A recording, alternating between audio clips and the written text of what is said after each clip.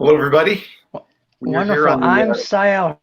I'm Hey Todd. Go ahead, take. man. All good.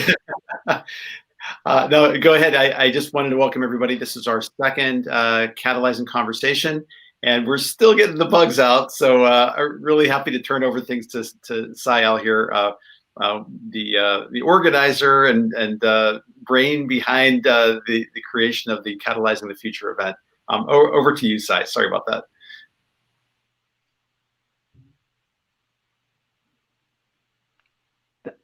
Thank you so much, Todd. And as of course as we do these, we learn together and what have you. So all around, I'll tell you, I'm extremely excited about today's conversation. And the privilege of being with Todd is always fantastic. And today we have a fine gentleman who sometimes I like to call a myth and a legend all around, and that is Gunther. And Gunther, I would love for you to introduce yourself and have people kind of get a little bit more familiar with who you are, my good man, and let's jump in. Oh gosh, well, that was a flattering opening, but I would describe myself basically as a systems architect, and I have a background in 25 plus years in technology, close to 20 years in finance, 17 years in cryptography. I've also worked across the environmental reform spaces for about almost 20 years as well, and worked across a bunch of domains, including healthcare, things like that. But right now, the focus has been on integrating different approaches to the way we basically live and work, and more specifically, that just means helping companies and organizations improve upon their offerings to solve major problems. Most of these efforts are not typically what you read about. So in the environmental space, it's not so much climate change reaction, but regenerative resource creation and management. In the healthcare space, it involves alternative approaches to healthcare, pre-diagnostics, preventative, holistic medicine, things like that. On the technology side, we actually build our own platforms, one of which we're actually solving the problem of content distribution and monetization, where basically we enable creators and distributors to monetize and own their own content without any middlemen, without censorship, without tampering. So all of the solutions that I'm involved in with my team and the partners we work with are really about creating alternatives. And the label new economy architect sounds lofty, but I just use it because it encompasses a bunch of different disciplines. And unlike what is fairly unique about my background is I'm an interdisciplinarian, which you don't typically see. So a lot of things that I learned, I didn't learn in the academic arena or through normative schooling. I learned it being out in the world and taking risks and learning from mistakes and just being able to see a lot of different things. So. Well, I know, like a lot of professions, in the internet age that we're in right now, they're all emergent. There's not a 4-year program for the kinds of things we do. My background's in online community management and creation. That doesn't exist as a major anywhere, right? So I'm very appreciative of the fact that you're doing some things that are qualitatively different than maybe what prior paths have been. But it's a little scary at the same time. You're kind of blazing your own trail. What are some of the big lessons you've learned in kind of moving into this interdisciplinary space that you're at right now? Well, it's a good question. I mean, having worked in corporate and independent and startup spaces, this is a more obvious point, but it bears repeating.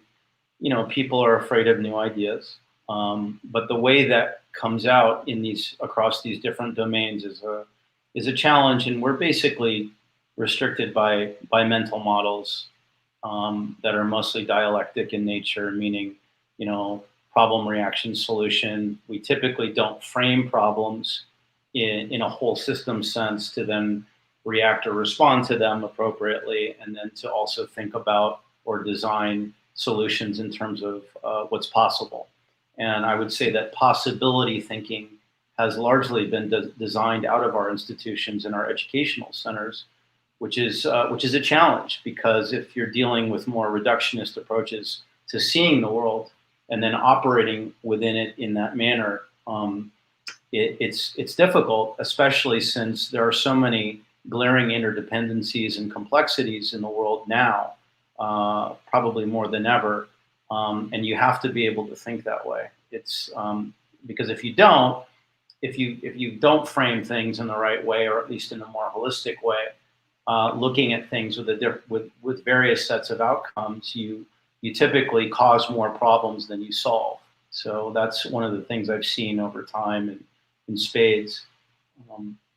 And the other thing is, and this has been relatively disheartening, is particularly in the social impact spaces and in the environmental spaces, you also see a lot of specialization and not a lot of interdisciplinary thinking. So that's also a challenge, like, for example, with climate change, right? So it's a very narrow scope of study in peer review around what people think are the problems involving climate, or more broadly, the environment, when, prioritization around global pollution, supply chain efficiencies, and more specifically resource management, are not typically addressed in the ways that they should be, at least not at the depths that they should be. So the challenge, the main challenge now is, you can't just go in and solve a specific narrow problem and expect optimal results. And a lot of times this requires an undoing of the way that climate is thought of, or the way that social impact is thought of, or the way finance is thought of, right? Case in point, banking and financialization don't take into account any of the externalities that are required to understand how economies actually work, or what makes them tick, or how to improve upon them. So the pattern is pretty similar across domains, even if the nuances are very specific. So that's been tricky. That's been a tricky challenge. I can imagine, and I've always been kind of a believer that the patient has to realize they're sick before you can actually help them. So I'm very curious, like, how have you end up having people come to you that have realized that they are indeed sick and need help, and like, at what point are they usually coming to you now, and do you see any kind of changes as a result of the crises that we've been going through very recently? Is there a sea change that's kind of happening at this point? Yeah, that's another great question. So historically, people have come to us usually when it was too late. So they sort of blew up the bunker, and then I'm so shocked. Yeah, I'm so shocked. Come help us. It's like, well, the train kind of left the station, but let's see what we can do. But cut to the present moment, with the pandemic and all this craziness going on, the Great Reset. What was considered selling fear, which it wasn't, but that's the way it was perceived, let's say 3 years ago, 5 years ago, is now considered a necessity.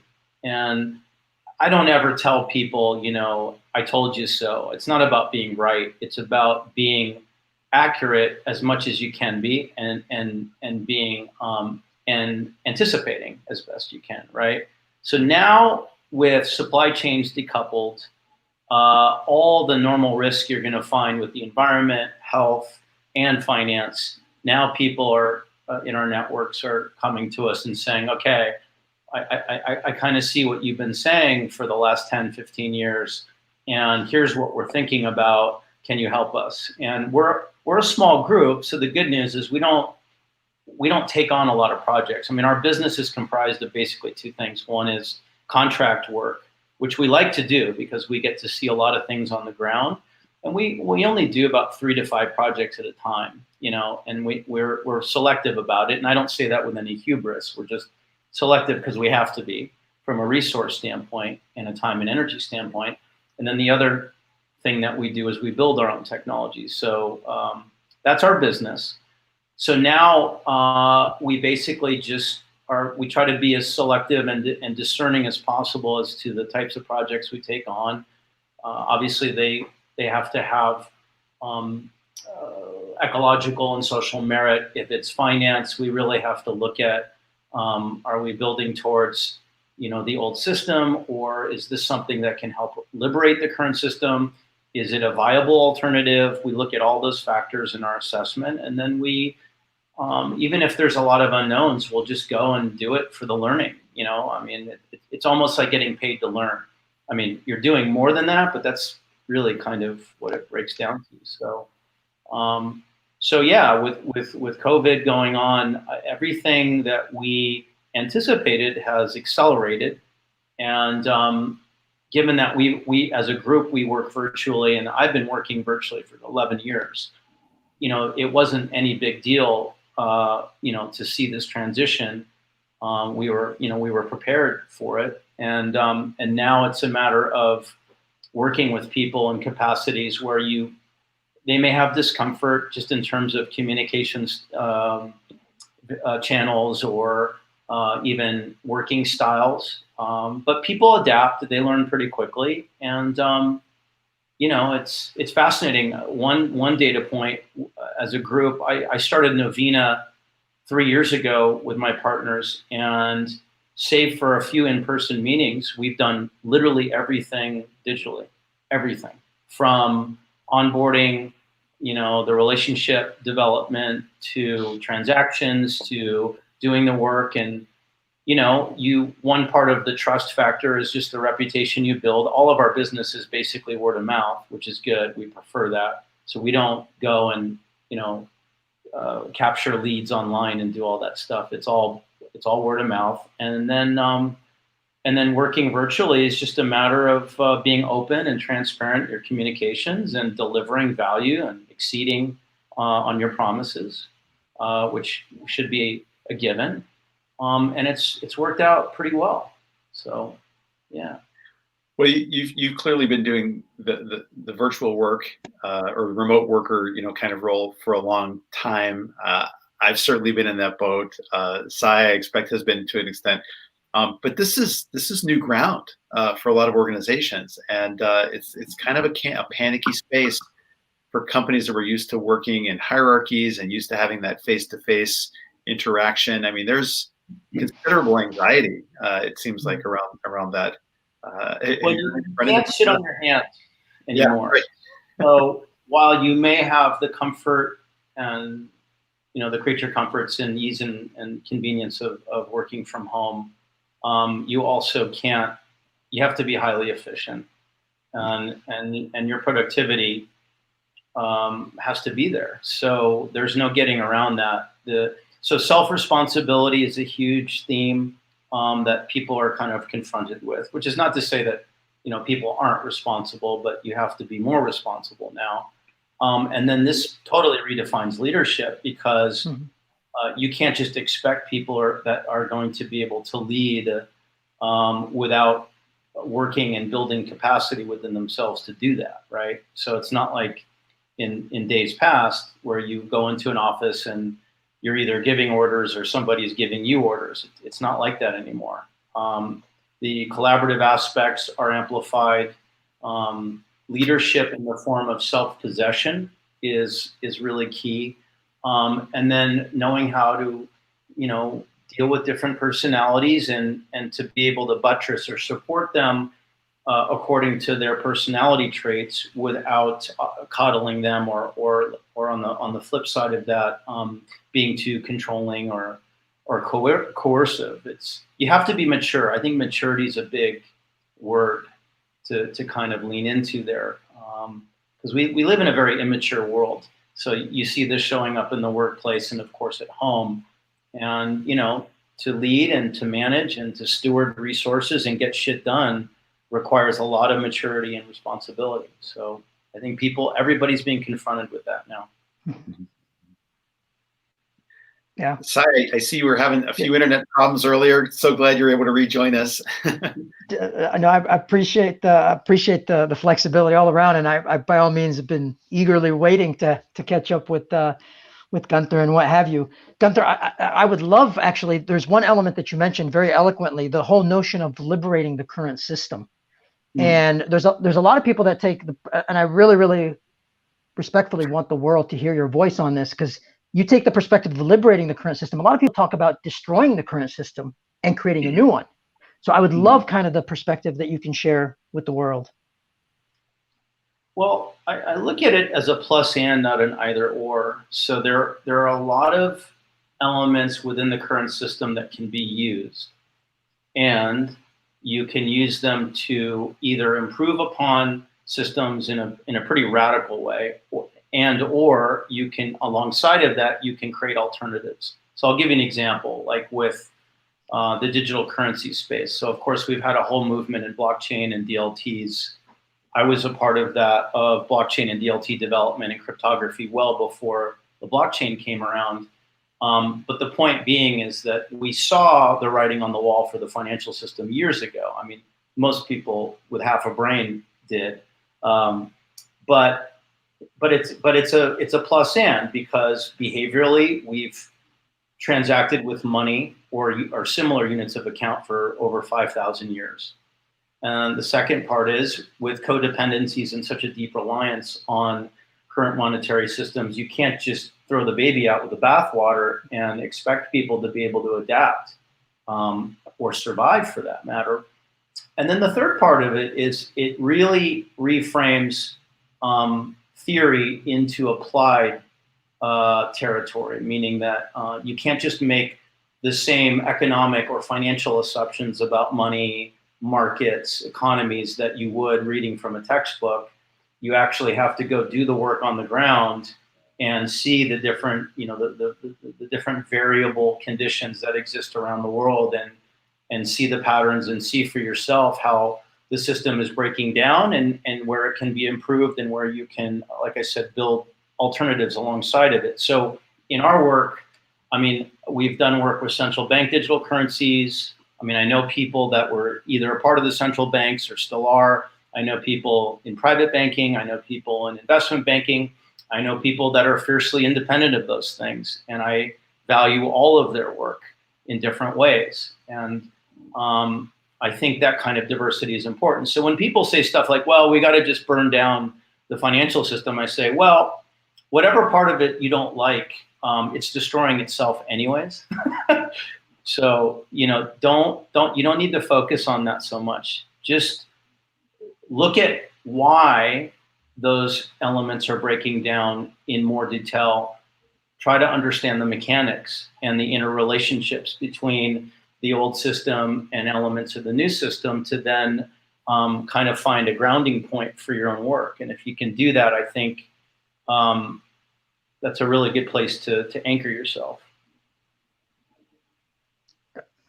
And forgive me, I dropped out again there, Gunther, but I love the perspective, because it does emphasize, exactly to your point, the maturity and the world in which we find ourselves. The other question that really comes to mind, I've kind of seen respectfully this throughout your journey, is your thinking on ecosystems in every facet. And where do you kind of see us today, given COVID, relative to an ecosystem perspective, and where do you see us going? Well, it's interesting. So, guys like Stuart Kauffman started talking about emergence in the late 60s, early 70s. And the first time I read his material, I thought, well, duh, isn't that the way the world works? And then you start to realize over time that we've kind of provided a crutch for ourselves with deterministic algorithms, and just kind of compartmentalizing and categorizing everything away from whole systems thinking and whole systems design. One of the things that I found over time that occurred was ecosystem thinking evolved quite a lot. And you had people like, for example, Eleanor Ostrom, who did her work in the Commons, which was groundbreaking, where she was definitely working in whole systems and all of that. But the main thing that I try to point out to people is she was an applied economist. She was running experiments on the ground. So this wasn't just relegated to the domain of theory. She was testing her assumptions against reality. And I think the idea of testing, the modality of testing assumptions against reality is really what makes ecosystem design work, as opposed to just being stuck in the realm of theory. Because otherwise, what tends to happen is you can expand and expand and expand on the theory of ecosystems and never really bring yourself back into practical application.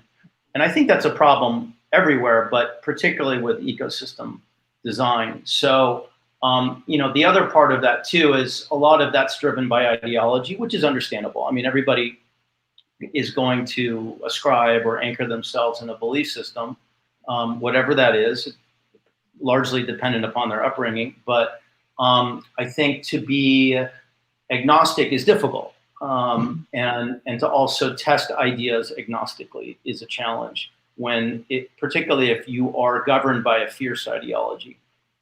I would like to say that I don't have an ideology. An outside observer might say that's not true, and I can accept that. But the agnostic part of my approach, I would like to think, stems from just a diversity of experience.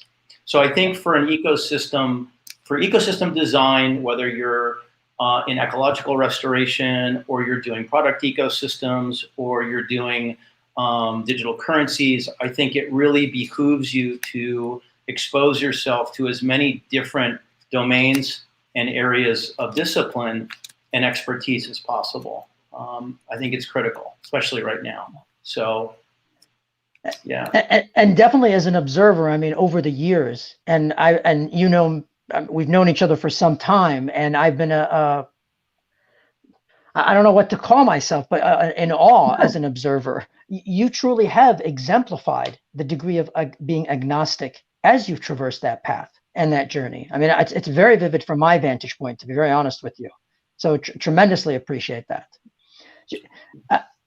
So I want to push with another question, if you will, because you touched upon something very key, Gunther, if you don't mind, and forgive me, Todd, please interrupt me if at any time. No, I'm good. Go ahead.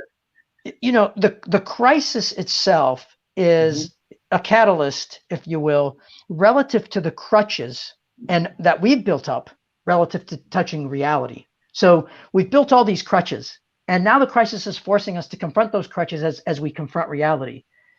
Man, I would love for you to just share with the world, what do you think the top 5 crutches are that this crisis is now really going to force us to confront? I don't know if there's a top 5. I think there's one preeminent factor that we should look at first and foremost, which is over-financialization.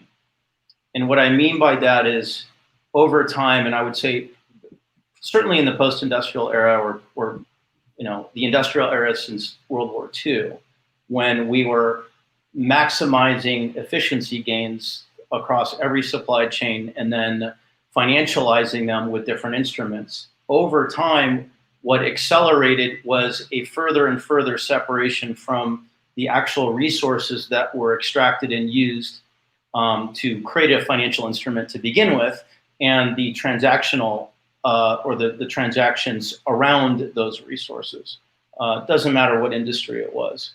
So that also created a situation where debt greatly now it greatly supersedes cash to asset ratios. We basically got into a debt bubble, but we specifically did it through over financialization.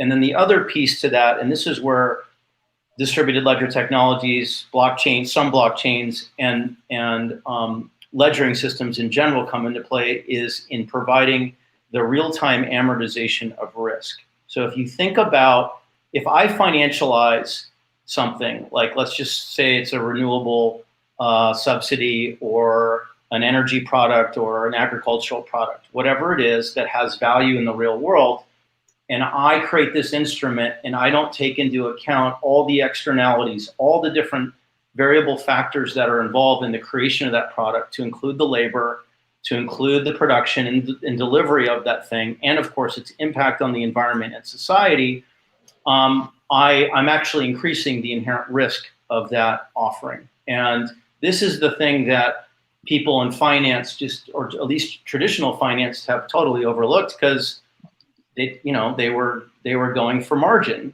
But now that margins are coming down overall, their technology is actually creating a deflationary and a disinflationary effect. And then the prices of goods and services are going up. We can't do that anymore. We can't speculate or over speculate on the value of assets in general, and we certainly can't throw more debt at them because we can't get out from underneath that debt. And then the third part is we have to regenerate resources responsibly so that the returns on the investment are recurring. And those three things you don't hear a lot about, at least not in tandem, and that's where everything's headed by default. So the good news is we have to go in that direction, and that will include a diversity of approaches. And the other thing it's going to do, it's going to force basically different types of debt write-downs, whether that's Jubilee or offsetting it. And going back to the idea of amortizing risk in real time, it's going to force the various market players to do things transparently, ethically, and responsibly, which we haven't really seen, at least particularly not in the last 30 years.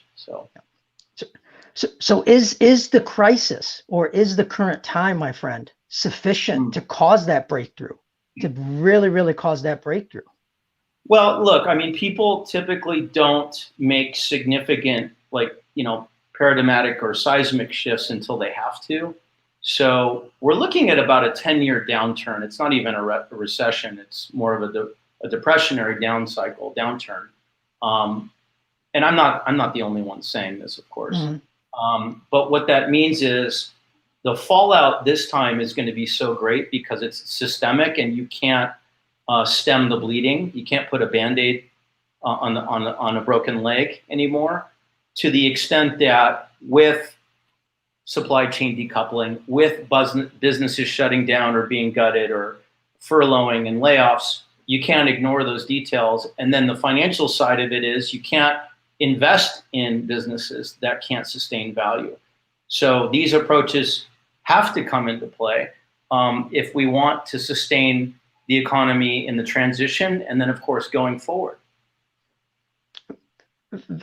I love the way you're expressing it, because there's a degree of pragmatism in every statement you're making.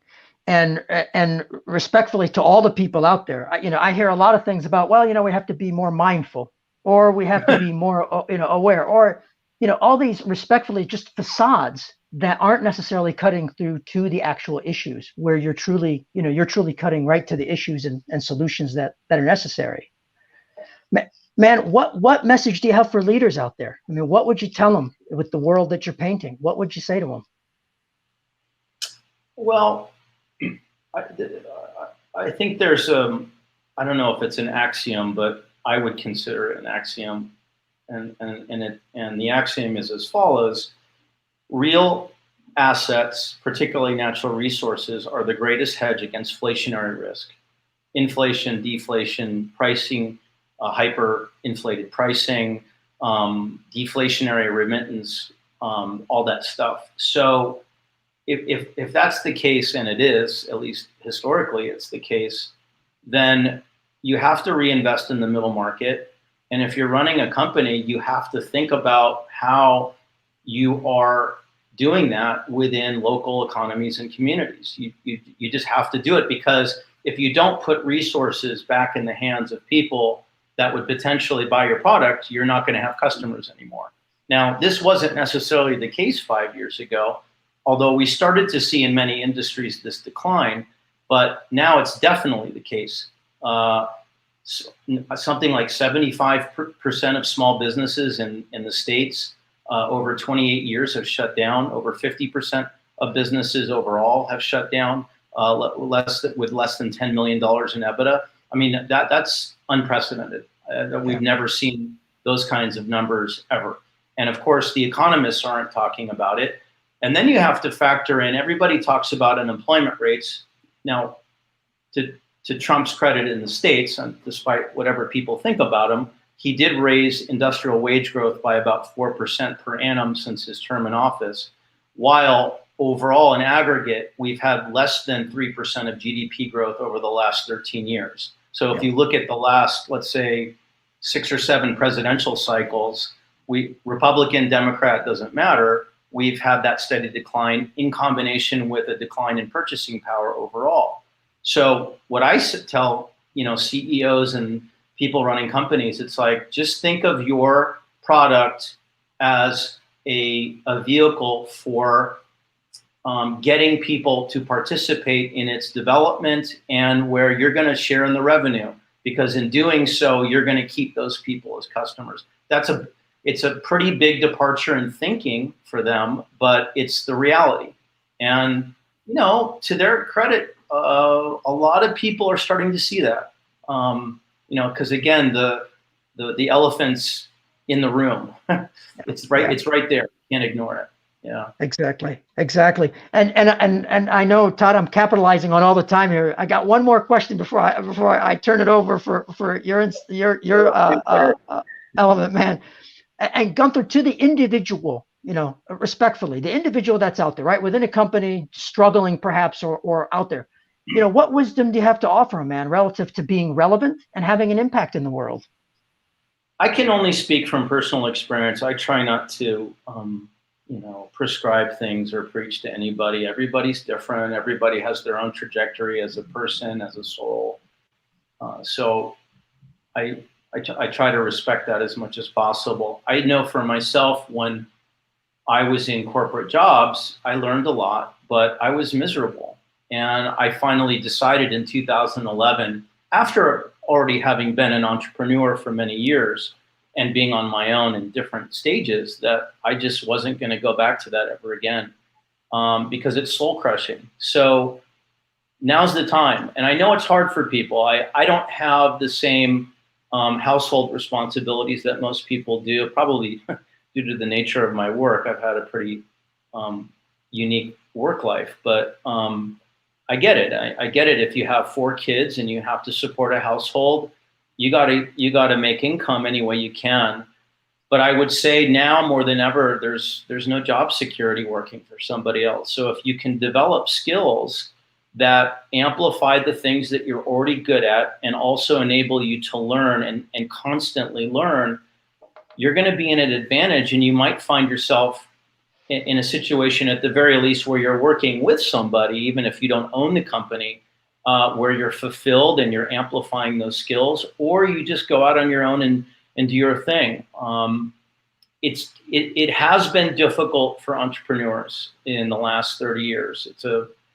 For a lot of reasons. But I do feel that there are so many access to resources online. You don't need a traditional education. You can access a lot of material involving the economic and finance world's environment. I mean, accounting's changing, law's changing, that I think you can really teach yourself and learn how to learn, such that you can put yourself in a position to to contribute to society and support yourself. You just can do it. Yeah. Gunther, I'd love to expand on that a little bit more. As far as the skills that people could go about, teaching themselves, right now, I mean, we're obviously at this sort of juncture or point of change in things. What kinds of skills do you see as maybe being the most valuable going forward? And I know that it's kind of a, 2025, skill set of the future. But I mean, what do you think are really some of the success factors for people, whether they're entering the job market for the first time or they're thinking of reinventing themselves as an entrepreneur?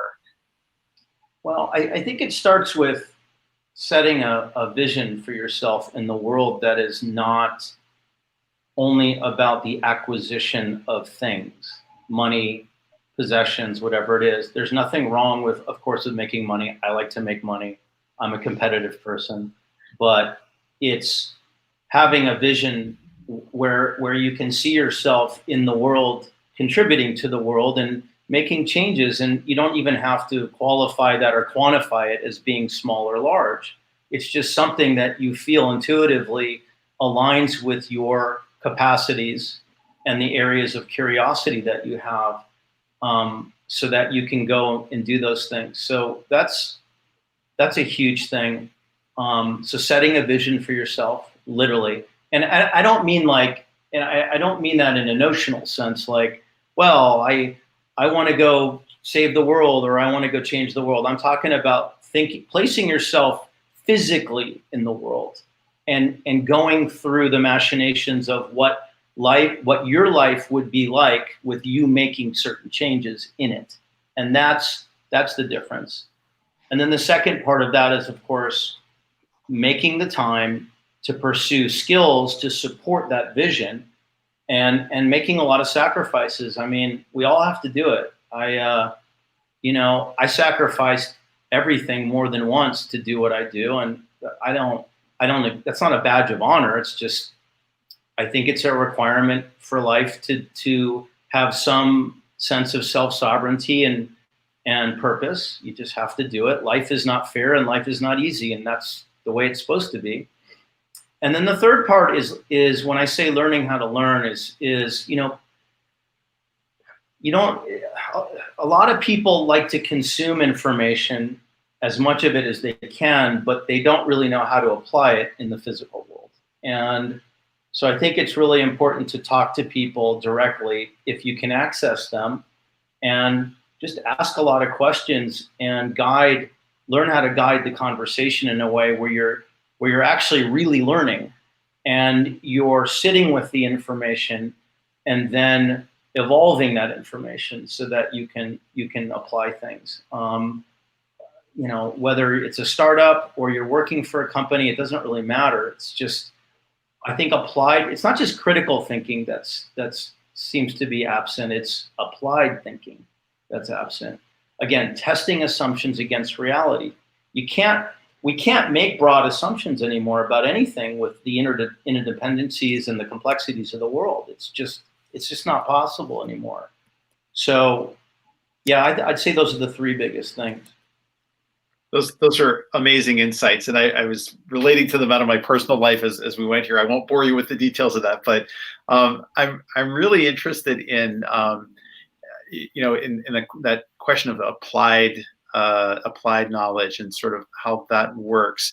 Do you have any recommendations about what kinds of tests to apply when thinking of a new course of action? I mean, because the interdisciplinary nature of what you do, I'm sure you have some frameworks or some different lenses through which you try to look at approaches to business problems for some of your customers. Or do you kind of eschew, like, I don't have a framework, it's hand tailored for each customer, like that's perfectly valid too. But I'm kind of curious about how you approach some of your own problem solving. Well, we use a number of different frameworks, to your point, in the work that we do with clients and partners. So, for example, I developed a few years ago an applied framework called Smart Ecologies, which helps us in our environmental impact work, specifically around carbon forward initiatives, regenerative practices, and things like that. So the framework is there as a sort of a meta map, if you will, or a macro to refer to, and then we get into specifics depending on the initiative. There's that. I would also say that moving away from critical theory, you really want to borrow a lot from people that have done a lot in the world. So I mentioned Elinor Ostrom, who's pretty well known. Two other people that are applied thinkers and doers who are not as well known but should be are Dr. Thomas Soule, who's written 40 books. He's incredible. He's 89 years old. I think he's at Stanford right now in residence with the Hoover Institute. Unbelievable guy who has pretty much debunked all the theories around economic equality, discrimination and disparities, which is actually the name of one of his books. He actually wrote a book called Applied Economics. He's incredible. And what you notice in his work is he went out into the world and he tested assumptions against reality and used very directed uses of data to understand what was really going on in the world. Another economist who passed away in February of 2019 that not a lot of people know of is Bernard Lietaer, who was a central banker at one point, and then he actually helped he co-architected the euro. But he did about over 170 or 180 applied experiments using complementary currencies, where he would go into different regions of the world and create a currency system based on local conditions, and documented it and wrote about it. He's not very well known, but again, you see the approach in thinking, the framing of problems, taking into account different variables in those local environments, and then architecting a solution. So I think reading people like that and following their work is the best way to understand applied thinking and to go out there and do it. Great. Cited, if you had something you wanted to jump in with as well on that. There's a lot there. I'll tell you that I know I want to respect your time, Gunther, and likewise your time, Todd, and what have you. I'm dying to ask a very specific question, but if you have more questions in this line, please, do you have more to say on this, or Todd, more questions in this line before I switch over to a different sort of theme a bit? Please go ahead.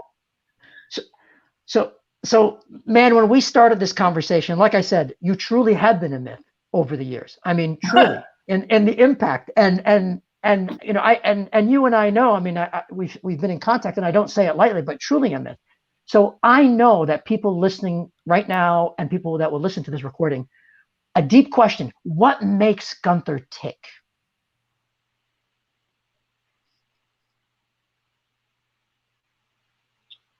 I would say, apart from having meaningful personal relationships with my girlfriend, my partner, and my family, it's building systems to solve problems that are highly responsible, both in their design and their output. And it gets me out of bed every morning. I mean, in the context of work, at least, I just love what I do, because there's so much learning. It's funny, like, expertise to me is irrelevant almost, because if I need an expert in a who's narrow and deep in a particular area, I can just contact that person and bring him in. But it's recognizing patterns and learning, and then seeing a possibility for a solution or a solution set that's exciting. I love that part of it. And I don't say that passively. It's not, I mean, a lot of people can say, well, I like solving problems. Okay, fine, great, that's awesome. For me, it's solving problems based on patterns that are interconnected. So when I talk about economics, I'm not just talking about the uses of money, regenerating assets and all those things. It's all of the things that comprise an economy. So clinically speaking, an economy is basically the trade and bartering of resources. It's, well, the control and management of resources, really. But what economies really are all the things that make those operations run, starting at the human individual level. And that's the part that's the most exciting, because you end up learning so much about life systems and life in general that you're always surprised. You just are. You're surprised all the time. And I wouldn't trade that for anything in the world. And Gunther, thank you for that. And so much echoes of what I have studied relative to Peter Drucker, to look backwards, to be able to look forwards. And very honestly, and if I never get the opportunity in the future to say this to you, I mean, that's the way I see you, in the way that your journey has manifested. You're able to look backwards to look forwards in the way that you're describing. And truly, from looking at it from my periphery, I'm in awe, which is fantastic. And man, I can't wait to see what you're going to be doing in the next 5 years and the next 10 years and beyond, my friend. Yeah, I mean, I had to make a choice, a pretty significant choice about 10 years ago to kind of prioritize building things and taking risks over talking about them and having a high profile and social media and all that stuff. I mean, as you know, the only social media I'm on is LinkedIn now. I've pretty much gotten rid of everything else.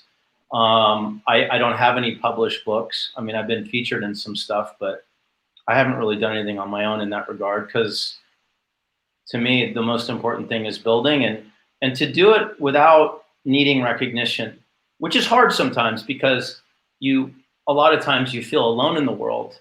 I mean, barring support that you would have from family and friends, but in the public domain, people might write you off as crazy or enigmatic or strange or whatever, and that's probably all true. I can live with that. I actually like that, but it's you really have to do it because you really want to just build things and cut through the bullshit. I'm not satisfied unless I'm building stuff. I'm just not. So the good news is a lot of the work that I've done, particularly in the last 10 to 15 years, is now coming around full circle. I kind of call this the real innovation cycle. So you're typically innovators, and I'm not claiming that I'm like way ahead of the curve or whatever. I'm just saying that when you come up with different ideas and approaches, it typically takes about 10 years, 7 to 10 years for them to come around to fruition. So that's starting to happen. And there's been a pretty fantastic convergence of all that work going on. So, you can call it serendipitous, but it's really just it just seems to be the way things work. So that's happening now, and that's cool. And just getting that out there into the world, and again, as real things that people can sink into and work with, that feels good, because I just want to live in a world where people have access to opportunity. I don't believe in opportunity of outcome, because I think everybody has to go through their own machinations and their own journeys, and they make their own choices and all that stuff. But you can create your own choices if you have access to resources and opportunity. And in that sense, that feels good to help create more of that for people. So. Yeah. And my friend, and exactly as you just described it, this is why I say you've been like a ghost, because you appear and then you fade, and there's so much magic that manifests. I mean, you truly are an inspiration to a lot of folks, my good man. So I definitely thank you, and likewise, I'm Todd, likewise, and want to respect your time. So I'm not going to ask any more questions. Otherwise, I'm gonna have you here forever. But Todd, if there's anything else, and then put it back in both of your hands. I've got some time left, so whatever you want to do. If you want to answer some questions, I don't know if people have questions or not. I don't know, but whatever. Yeah, I don't think I've seen any questions come up from the chat, but we may get them later as people kind of replay later on. But okay. I'd love to ask you, right now at this point, sort of what font do you go to for inspiration? Like what's inspiring to you at the moment, or kind of what are you reading, or who are you following at the moment that's really interesting to you? Or maybe there's a problem you're kind of personally working on that you're working through. Yeah. So right now, I mean, in terms of inspiration, I draw that from a lot of different places. I've been looking a lot lately at different dystopian and utopian visions of literature in like the early 19th and 20th century. Kind of revisiting some of that. I've been also looking at a lot of ancient hieroglyphic, different etymological material. Just for patterns and things like that. I don't really follow people per se. I find that I don't want to limit myself in that regard. Sure. So what I'm working on, if I were to bucket it, we are working on. We actually have built the first internationally compliant carbon forward coin, but it actually works for any asset in the world. So that's underway. We've been working on an alternative healthcare program, which has a revolutionary pre-diagnostics piece to it, and actually can treat people remotely in a telehealth capacity. So we're doing that. What else? We're working on a content platform called Rare, which we're really excited about, where basically we created through a special type of distributed ledgering system and hashing technology, a way for people to originate, own, and redistribute their own content without any middlemen, without any censorship or tampering. So that's actually the proof of concept's already done. And then we're bringing on a couple of advisors for that project. That'll be big. Interesting.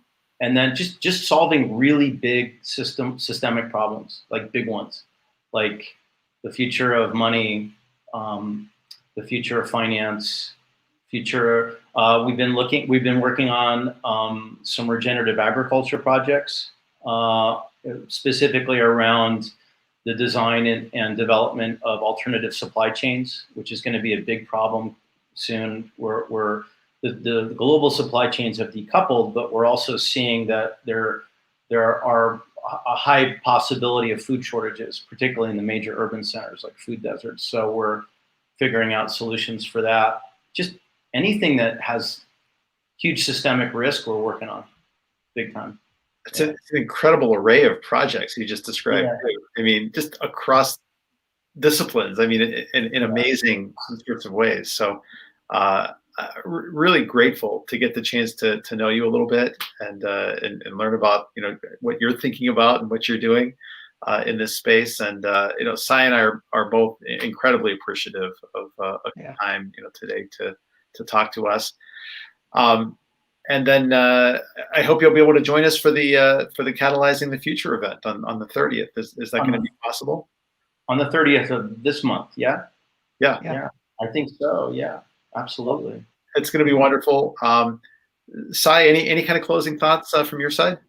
Just ever so quickly, I'll tell you, for everything that Gunther, you have said, the one underlying thing that I really, really, beyond all the wisdom that you've already shared, I want people to really experience how humble and humane you are, because that goes such a long ways, man. A long ways. So thank you for that. And thank you, Todd. It's funny you said that. My girlfriend doesn't think that, but I'm glad you said it. You know what it is? It's funny.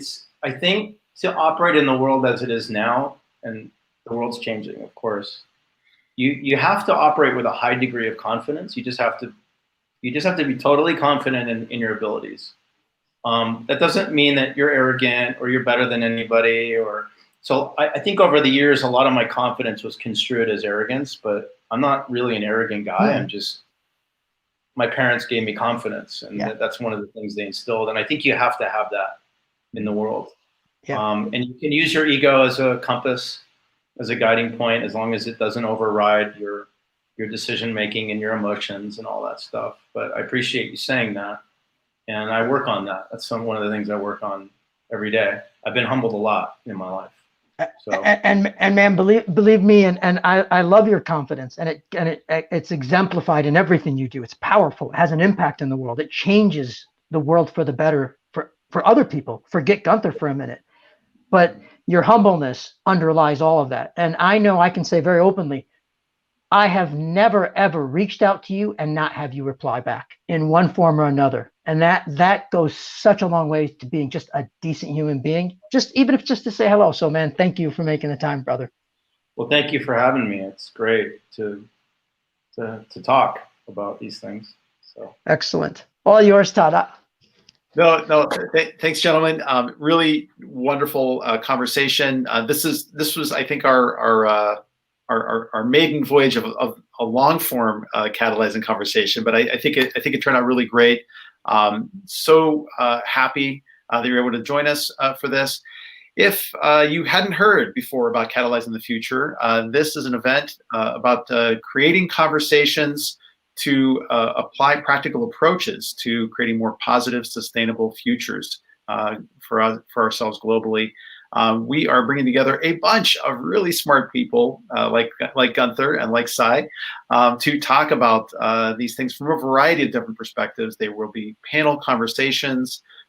There will be a couple of keynotes and lots of opportunity for interaction and networking.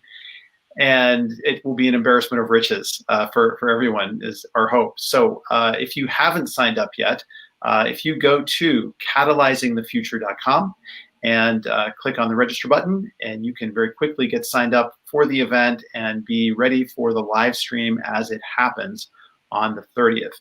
And in the meantime, I encourage you to please like, comment, and share on this video, whether you happen to find us on YouTube or Facebook, or want to share us out on LinkedIn. We would love to hear from you, and would appreciate you getting the word out as well, that you'll be attending the event. So with that, I will close us out for the day. And one more time, thank you, Gunther. Really grateful for you to be here. Thank you, Sai. And this is Catalyzing the Future, Catalyzing Conversations, signing off.